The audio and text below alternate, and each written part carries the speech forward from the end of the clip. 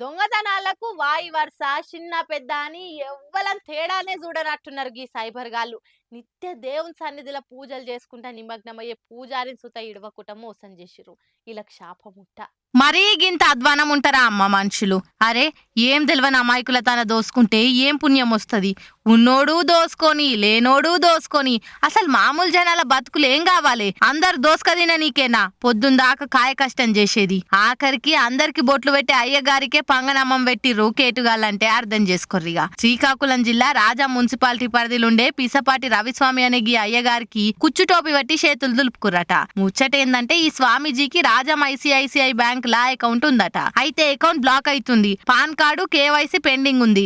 Pan card update చేసుకోమని phone కు message వచ్చిందట. అటెండ్ కైనకు ఐసిఐసిఐ బ్యాంకుది ఒక ఫేక్ యాప్ ను పంపించిర్రు. ఇవన్నీ నిజమని నమ్మి ఉన్నాయి లేని అన్నల్ల నింపిండు. కథం అవన్నీ ఎంటర్ చేయగానే పూజారి అకౌంట్లకి వెళ్ళి 1,21,000 కట్ అయినాయట.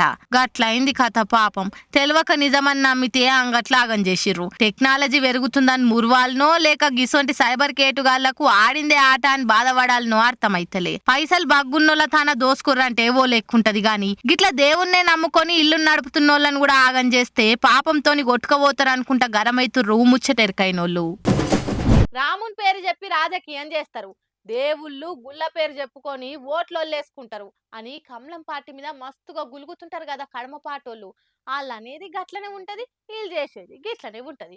ఒక్క తానుండక ఒడిషా గుళ్ళ మీద అక్కడి సీఎం మీద ఏకంగా పిఎం మోడీనే బద్నాం లేపే వరకల్లా ఇగో గింత పెద్ద పంచాదులు అవుతుంది ఇప్పుడు. ఇప్పటికే అయోధ్య గుడి ఓపెనింగ్ పేరు మీద పార్టీల నడుమ పంచాదులైనాయి. ఎలక్షన్లలో మైలేజ్ పెంచుకునేందుకు మంచిగా రాముని వాడుకుంటారు కదా బీజేపీ వాళ్ళు అని మాట్లాడిరు మస్తు మంది. గుళ్ళు దేవుళ్ళు మతం పేరు చెప్పి రెచ్చగొట్టేటట్టు కూడా మాట్లాడి లేని పంచాదులు పైకి లేపుతారని కూడా బద్నాం ఉండనే ఉండాల మీద. ఇండియాలో మోడీ మాట్లాడిన మాటలు చూస్తుంటే మళ్ళోసారి మంటలు లేచినట్టే కొడుతున్నది. ఒడిశాలో పూరి జగన్నాథ్ గుడి ఉంది కదా, దునియా మొత్తంలో 7 కేలు ఎంతో మంది భక్తులు వచ్చి నిత్య దర్శనం చేసుకొని పోతుంటారు. జగన్నాథ రథయాత్ర అంటే ఎటువంటి జాతర ఉంటుందో అందరికీ ఎరుకున్నదే. ఆ గుడి మీదనే మాట అనుకుంటా ఇక్కడ పవర్లున్న బిజు జనతాదళ్ పార్టీని పబ్లిక్ లో పల్స చేస్తేందుకు సీఎం నవీన్ పట్నాయక్ ను చిన్న చేస్తేందుకు విమర్శలు ఇచ్చిండు మోడీ. జగన్నాథుని గుళ్ళున్న రత్న భాండాగారం గురించి భక్తులు బాగా రంది పడుతున్నారు, దాని తాళాలు కానొస్తలేవు, ఆ రహస్యాన్ని బయట పెట్టాలని పబ్లిక్ కోరుతున్నారు అని అన్నాడు. ఒడిశా సీఎం నవీన్ పట్నాయక్ పబ్లిక్ ను తప్పుదో పట్టిస్తున్నాడు. ఆయన అసలు తాళాలు నకిలీవి ఎట్లా చేసిరు అని అనుకుంటా ఆడితోనే ఆకుండా తాళాలు తమిళనాడు పోయినాయి అనుకొచ్చి ఇట్లా కొత్త కొట్లాటకు పురుడు పోసిండు. మోడీ సార్ ఇంత మాటనే వరకల దీని మీద తమిళనాడు సర్కారు ఇటు ఒడిశా సర్కారు ఏం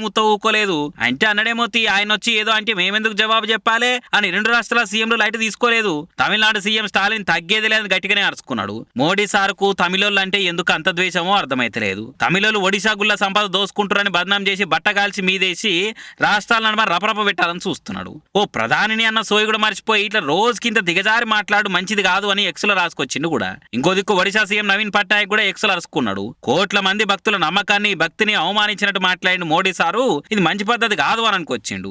ఓట్లు సీట్ల కోసం గిట్లా మాట్లాడతారే, మోడీ బరాబర్ క్షమాపణలు చెప్పాలని కాంగ్రెస్ వాళ్ళు కూడా కరాఖండిగా డిమాండ్ చేస్తున్నారు. ఇక ఈ పార్టీల ముచ్చట పక్కకు పెడితే పబ్లిక్ కూడా తీరొక కామెంట్ తోని కన్నెర చేయబట్టిర్రు. అరే ఓ దేశ ప్రధాని అయ్యుండి ఓ రాష్ట్ర ముఖ్యమంత్రిని దేవుళ్ళు గుళ్ళ పేరు చెప్పి ఇరికేయాలని చూస్తుడు, ఇంకో రాష్ట్రంతో లింక్ ఉందని సంపదను ఎత్తుకోవని చూస్తురని మాట్లాడితే కరెక్టేనా అని అడుగుతున్నారు. అయినా మీకు రాష్ట్రానికి ఓ దేవుడు గుడి ఇట్లా సెంటిమెంట్లను రెచ్చగొట్టేందుకు పక్కాగా ప్లాన్ చేసి పెట్టుకుంటారా ఎట్లా అని ఇంకొందరు ఇచ్చి పడేస్తున్నారు.